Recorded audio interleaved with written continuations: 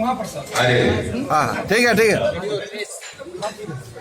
रक्तदान शिविर के कार्यक्रम आज जाके डाल्टनगंज में हम धन्यवाद देव कप्तान साहब के, सिन्हा जी के और पूरा जो संस्था के साथ जुड़ल बाटे। रक्तदान जीवन दान, रक्तदान एक प्राण पूजा, इसके जैसा दान न पूजा। झारखंड जर्नलिस्ट एसोसिएशन बा और पत्रकार भाइयों को इतना साधुवाद कि इतना सुंदर काम जिसकी आप कल्पना नहीं कर सकते। और रक्तदान मतलब आप एक जीवन दान देते हैं और इसका ये कार्यक्रम हो रहा है और मेरा सौभाग्य है कि हम उसी क्षण में यहाँ पहुंचे और मैं अपने आप को बहुत सौभाग्यशाली समझ रहा हूँ। मैं इसके साथ जुड़े इस मुहिम में सभी लोगों को मैं प्रणाम करना चाहता हूँ।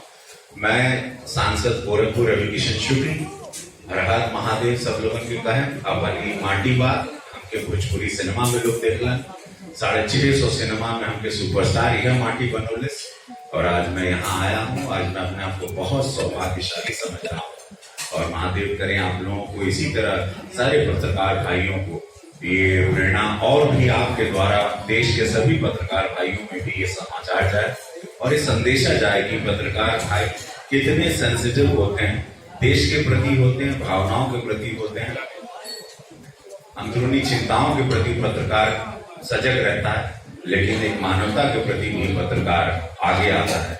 ये बहुत ही काबिले तारीफ है। आज हमके जा आके बहुत अच्छा लगा।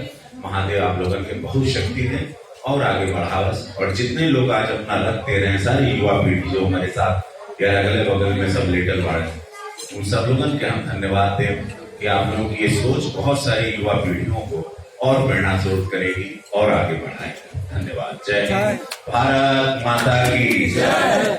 थोड़ा प्रशासन और पत्रकार का जो संगम है उस पर भी थोड़ा बोल दीजिए, क्योंकि एसपी साहब जो है एसपी साहब और पत्रकार का ये संगम बहुत कम देखने को मिलता है, क्योंकि दोनों धारा के विपरीत दो छोर है।